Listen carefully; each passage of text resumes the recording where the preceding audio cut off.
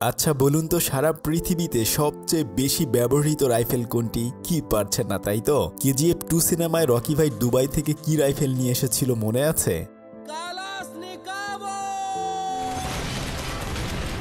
হ্যাঁ, ঠিকই শুনেছেন। সেটা ছিল অ্যাপটমাট কালাশনিকভা অর্থাৎ AK-47। তবে এই বিখ্যাত রাইফেল AK-47 আবিষ্কার করেছিল রাশিয়ার সেনাবাহিনীর মিখাইল কালাশনিকভ নামের সামান্য একজন সৈনিক। কিন্তু তার এই যাত্রাটা এতটা সোজা ছিল না। সে কিভাবেই বা এই রাইফেলটি আবিষ্কার করেছিল সেই গল্পটি আজকে আপনাদেরকে শোনাবো। তো চলুন দেখে আসি AK-47 আবিষ্কারের ইতিহাস। দ্বিতীয় বিশ্বযুদ্ধের সময় সার্জেন্ট মেজর কালাশনিকভ নামে একজন অফিসার সাহসিকতার সাথে জার্মানদের বিরুদ্ধে যুদ্ধ করছিল। একটা খোলা জায়গায় জার্মান সৈনিকরা রাশিয়ানদের উপর প্রচুর গোলাবর্ষণ করছিল। কোনো উপায় না পেয়ে তখন রাশিয়ানরা তাদেরকে শায়েস্তা করার জন্য ট্যাঙ্ক নিয়ে আসে। আর এই ট্যাঙ্কের ভেতর থেকেই কালাশনিকভ বাইরের জার্মান সৈন্যদেরকে নিশানা করে একে একে মেরে ফেলছিল। কিন্তু জার্মানরাও তো কম যায় না। কোনো এক পর্যায়ে তাদের ট্যাঙ্কের উপর একটা গোলাবর্ষণ করলে সেখানে আগুন ধরে যায়। আর এর ফলে কালাশনিকভ চোখে এবং কাঁধে বেশ আঘাত পায়। কিন্তু এখন যদি তারা থেমে যায় তাহলে তাদের সাথে থাকা বাকি সৈনিকরাও মারা পড়বে।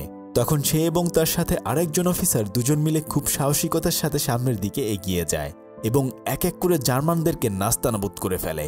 কিন্তু সে অনেক বেশি আঘাত পাওয়ার ফলে অসুস্থ হয়ে যায় এবং এরপর তাদেরকে হসপিটালে নিয়ে আসা হয়। যখন তার হুঁশ ফিরে আসে সে দেখে যে তার মতো আরও অনেক সৈন্যরা আহত হয়ে এখানে পড়ে রয়েছে।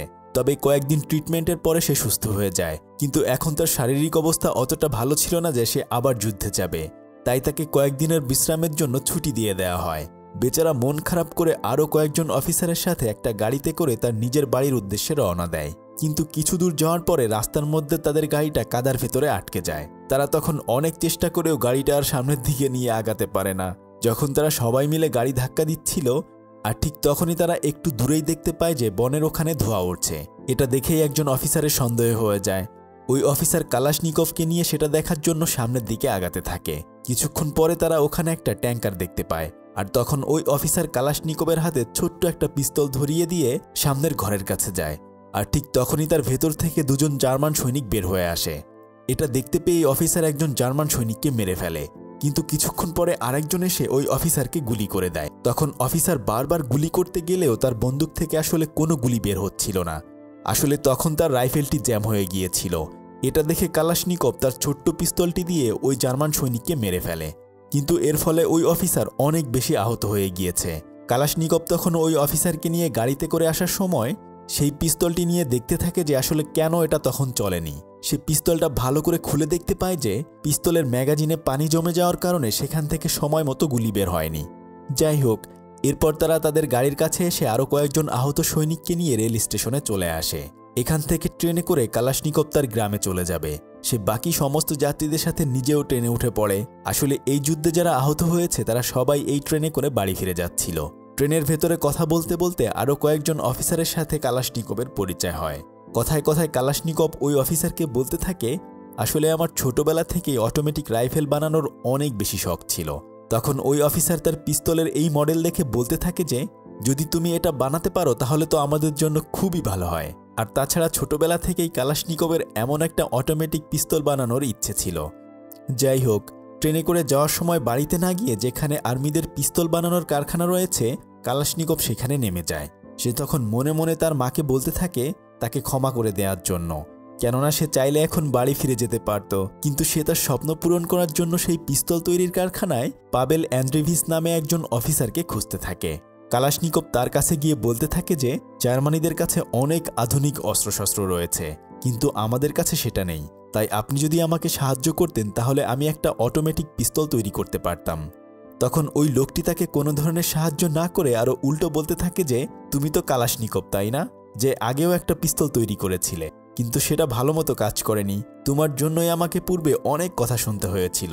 এই কথা বলে অপমান করে তাকে ওখান থেকে তাড়িয়ে দেয়। বেচারা মন খারাপ করে কারখানার বাইরে এসে বসে থাকে। কিছুক্ষণ পরে সে অন্যান্য সৈনিকদের কাছ থেকে জানতে পারে যে আজকে এখানে অনেক বড় একজন লেফটেন্যান্ট কর্নেল অফিসার আসবে। তাই যখন ওই অফিসার ট্রেন থেকে নামে কালাশনিকভ দৌড়ে তার কাছে গিয়ে বলতে থাকে, আমি বেশ কয়েক বছর ধরে রাশিয়ান সেনাবাহিনীতে চাকরি করছি, তবে গত কয়েকদিন আগে আমি ট্যাঙ্ক চালানোর সময় আহত হয়ে যাই। এখন ছুটিতে আছি। তবে জার্মান সৈনিকদের কাছে অনেক আধুনিক অস্ত্রশস্ত্র রয়েছে। যদি কখনো আমরা সামনাসামনি বন্দুকযুদ্ধে অংশগ্রহণ করি, তার জন্য আমাদের অনেক ভালো অস্ত্রের প্রয়োজন। যদি আপনি আমাকে অনুমতি দেন তাহলে আমি অটোমেটিক একটা পিস্তল বানাতে পারবো। অফিসার তার সমস্ত কিছু শুনে তাকে অনুমতি দিয়ে দেয়। এরপর সে ওই চিঠিটা এনে অফিসার পাভেল অ্যান্ড্রেভিসকে দেখায়। এবার তো চাইলেও সে আর মানা করতে পারবে না, তাই সে তখন তাকে ওই পিস্তল বানানোর জন্য আলাদা একটা জায়গা দিয়ে দেয়। কালাশনিকভ এবার দিনরাত তার স্পেশাল মডেলের পিস্তল বানানোর জন্য কঠোর পরিশ্রম করতে থাকে, কিন্তু এর জন্য আসলে তার আরও কয়েকজন লোকের প্রয়োজন ছিল। সে গিয়ে যখন অফিসার পাভেল অ্যান্ড্রেভিসকে এই কথা জানায়, সে তখনই তাকে কোনো লোক দিয়ে সাহায্য করার কথা মানা করে দেয়। কালাশনিকভ তাকে অনেক বোঝালেও সে তাকে বলতে থাকে যে এমনিতেই আমাদের অনেক সৈনিক মারা গিয়েছে, আর তাছাড়া এখানেও পর্যাপ্ত পরিমাণে কাজের লোক নেই, সেজন্য আমি চাইলেই তোমাকে কোনোভাবেই সাহায্য করতে পারবো না। সে তখন মন খারাপ করে একা একাই কাজ করতে থাকে। কিন্তু কিছুক্ষণ পরে দেখা যায় যে ওই কারখানায় যারা অস্ত্র বানাতো তারা অনেকেই এসে কালাশনিকভের সাথে পরিচিত হচ্ছে এবং তাকে এই রাইফেলটি বানানোর জন্য সাহায্য করতে চাচ্ছে। একজন বৃদ্ধ লোক তার পিস্তলের এই মডেলটা দেখে অনেক বেশি খুশি হয়ে যায়। সবার সাহায্যের কথা শুনে কালাশনিকভ এবার শক্তি খুঁজে পায়। সে সবার সাথে একে একে পরিচিত হয়ে জোর কদমে তার অস্ত্র বানানোর কাজ শুরু করে দেয়। এক একজন তখন তাকে এক একটা জিনিস তৈরি করতে সাহায্য করতে থাকে। এভাবে বেশ কয়েকদিন কঠোর পরিশ্রম করার পরে সে একটা স্পেশাল মডেলের পিস্তল তৈরি করে ফেলে।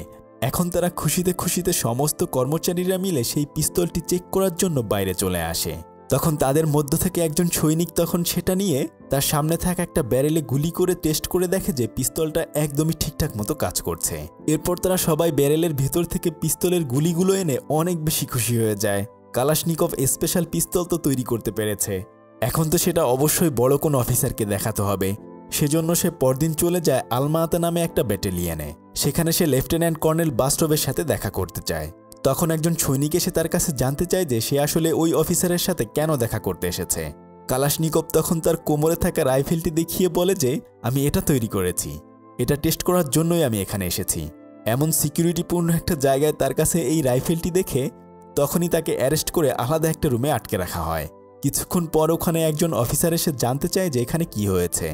তখন বাকি সৈনিকরা বলে যে কিছুক্ষণ আগে এক লোক এখানে একটা রাইফেল নিয়ে এসেছিল, তাই আমরা তাকে আটকিয়ে রেখেছি।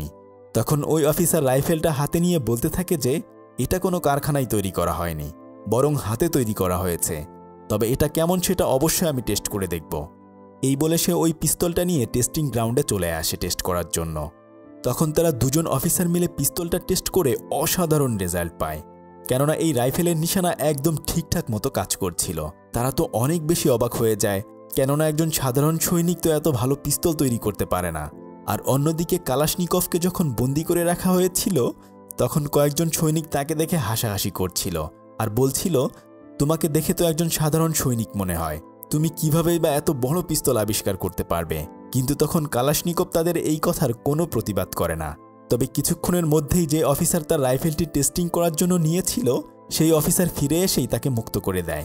তখন যারা তাকে নিয়ে হাসাহাসি করছিল তারাও তো অনেকটা বোকা হয়ে যায়।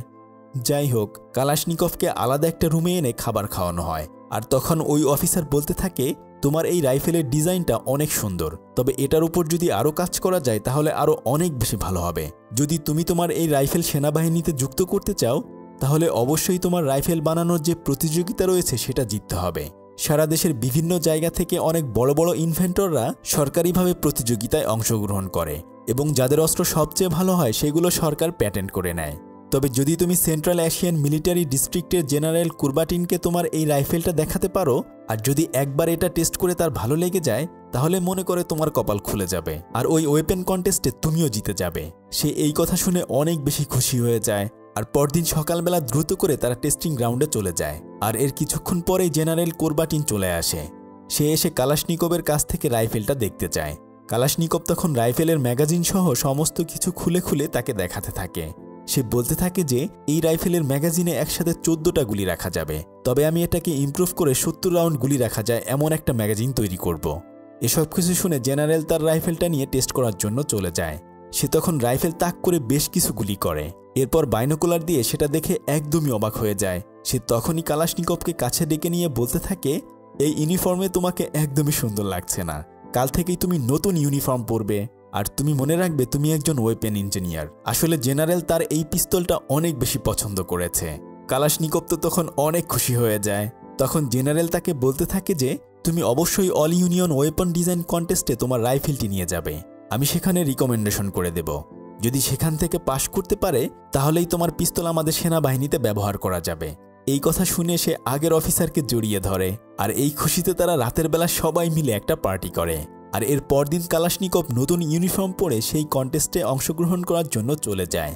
সে ওখান থেকে সোজা রাশিয়ার রাজধানী মস্কোতে চলে আসে। এত বড় শহরে সে জীবনের এই প্রথমবার এসেছে। এরপর সে একটা গাড়িতে করে ক্যাম্পের উদ্দেশ্যে রওনা দেয়। গাড়ির ভেতরেই তার সাথে আরেকজন অফিসারের পরিচয় হয়। আসলে উনিও এখানে এই কন্টেস্টে অংশগ্রহণ করার জন্য এসেছে। তো উনি কালাশনিকভের কাছ থেকে রাইফেলটা নিয়ে বলতে থাকে এটার ওজন একটু বেশি। তখন কালাশনিকভ বলে দেখি সামনে এটাকে আমি আরও ইমপ্রুভমেন্ট করে নিয়ে আসব। যাই হোক, এরপর সে সোজা গিয়ে আরেকজন অফিসারের সাথে দেখা করে। সেই অফিসার তখন অন্য একজন কর্নেলকে কালাশনিকভের দায়িত্ব দেয়। সে কালাশনিকভকে নিয়ে তার জন্য একটা আলাদা ঘর দেখিয়ে দেয় এবং প্রত্যেকটা জায়গায় একটু একটু করে চিনিয়ে দেয়। তখন ওই অফিসার কালাশনিকভকে বলতে থাকে যে আমরা মিলিটারিতে এখন যেসব অস্ত্র ব্যবহার করি সেই সব অস্ত্রের ইনভেন্টররাও আরও নতুন নতুন অস্ত্রের ডিজাইন নিয়ে এসেছে। তখন কালাশনিকভ বলে তাদের সাথেও কি আমাকে কম্পিটিশন করতে হবে?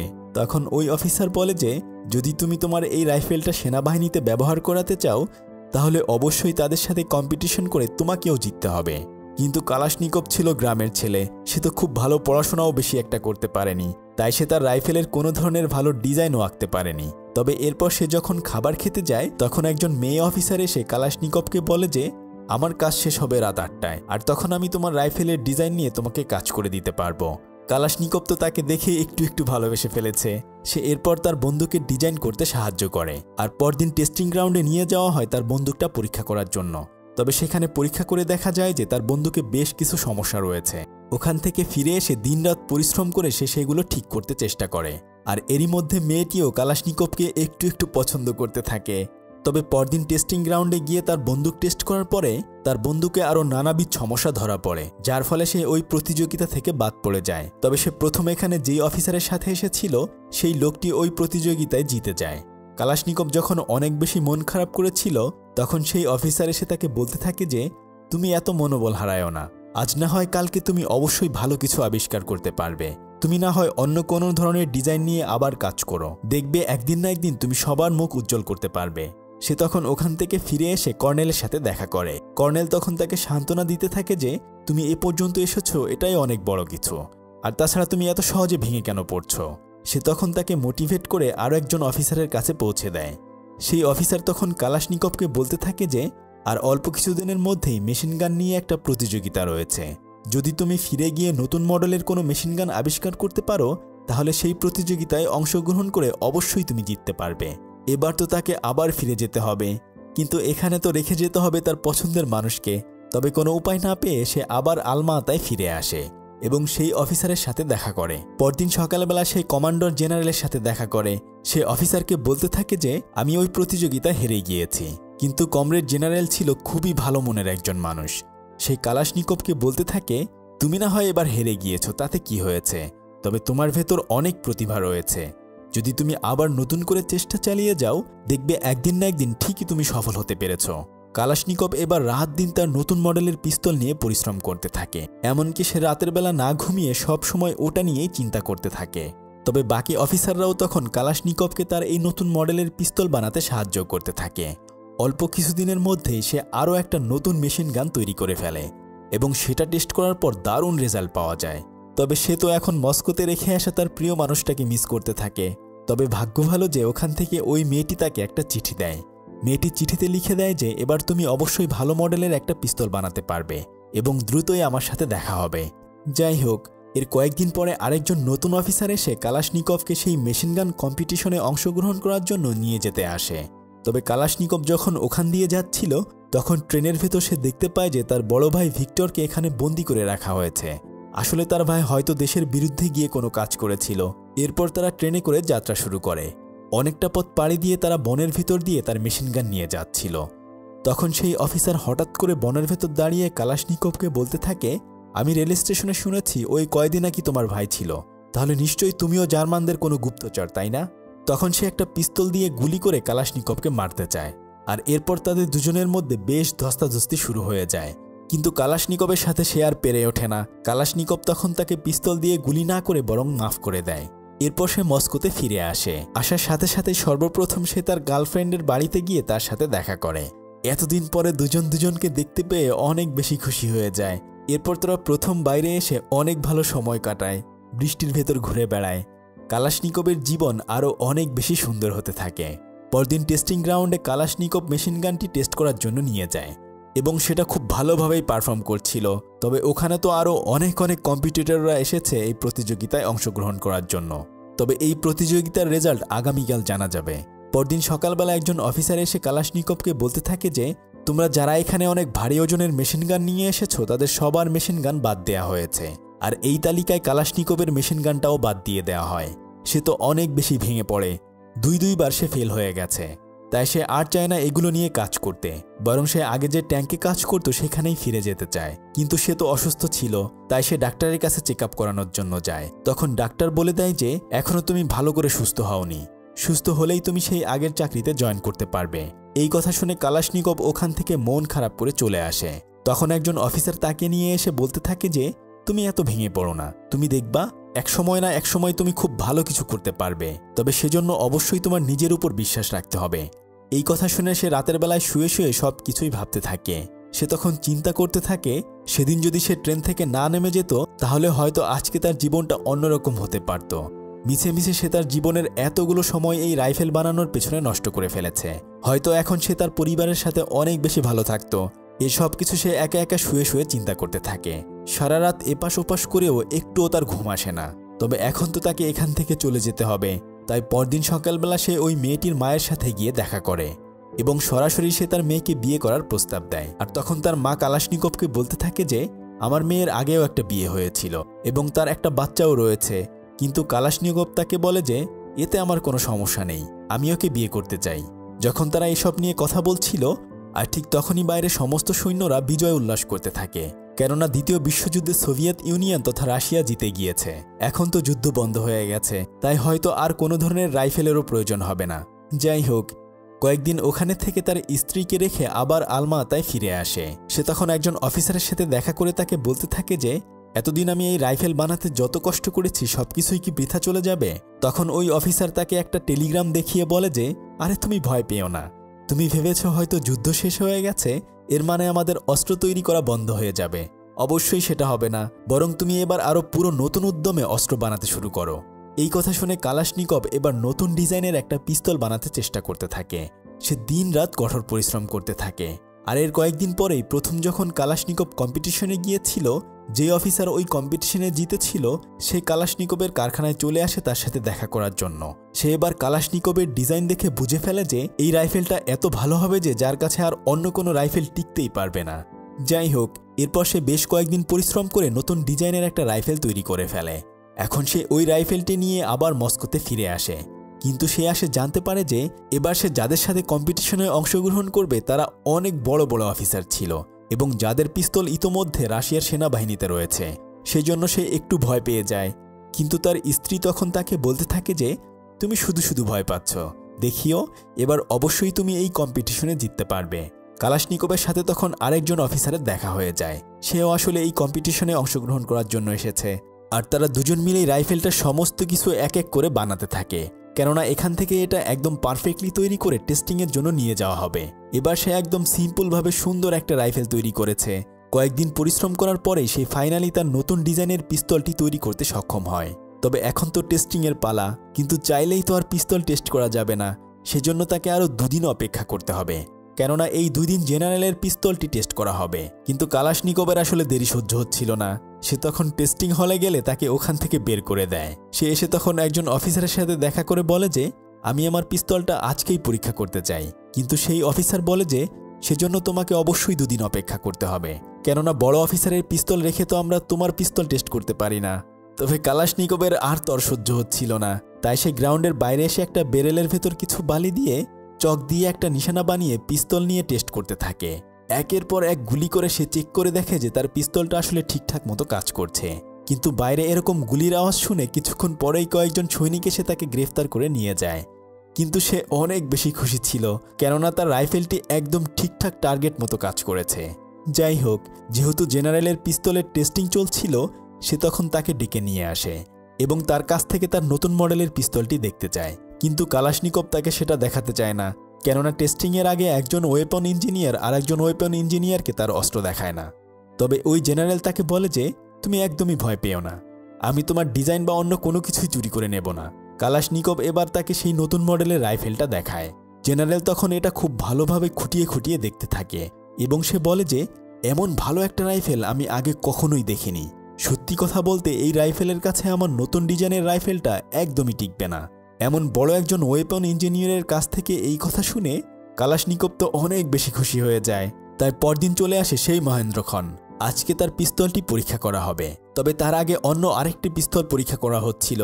তবে সেই পিস্তলটি পানিতে ভিজিয়ে টেস্ট করা হলে দেখা যায় যে সেটা থেকে আর গুলি বের হচ্ছে না। এবার কালাশনিকভের পালা। সর্বপ্রথম কালাশনিকভের পিস্তলটিতে ধুলোবালু অনেক কিছু মাখিয়ে টেস্ট করা হয় এবং সেটা খুব ভালোভাবেই পারফর্ম করে। এরপর পানিতে চুবিয়ে আবার টেস্ট করা হয়। প্রতিবারেই তার নতুন এই রাইফেলটি ভালোভাবেই কাজ করছিল। এইবার তার নতুন মডেলের রাইফেলটি টেস্টিংয়ে পাশ করে যায়। সে ওখান থেকে ফিরে এসে তার স্ত্রীকে এই কথা জানায়। তখন তার স্ত্রী তাকে বলে যে, তোমার জন্য আরও একটা খুশির খবর রয়েছে, তুমি খুব শীঘ্রই বাবা হতে চলেছ। কালাশনিকভ তখন তার স্ত্রীকে জড়িয়ে ধরে ভালোবাসতে থাকে। এর পরদিন সকালবেলা অনেক বড় একজন অফিসার এসে তার নিজের পার্সোনাল গাড়িতে করে কালাশনিকভকে অন্য একটা জায়গায় নিয়ে যায়। তখন ওই অফিসার জানতে চায় যে কালাশনিকভ কতদূর পড়াশোনা করেছে। তখন কালাশনিকভ বলে যে, অভাবের কারণে আমি বেশ পড়াশোনা করতে পারিনি, তবে আমি ছোটবেলা থেকেই সবসময় চাইতাম অনেক ভালো একটা রাইফেল বানানোর জন্য। যাই হোক, এরপর তাকে একটা গ্রাউন্ডে নিয়ে আসা হয় আর সেখানে হাজার হাজার সৈনিক দাঁড়িয়েছিল আর সমস্ত সৈনিকের হাতে ছিল কালাশনিকভের আবিষ্কার করা সেই যুগান্তকারী বন্দুক AK-47, যা রাইফেলের দুনিয়ায় সবচেয়ে সেরা রাইফেল হিসেবে বিবেচনা করা হয়। সমস্ত সৈনিকরা কালাশনিকভকে সেলুট করে।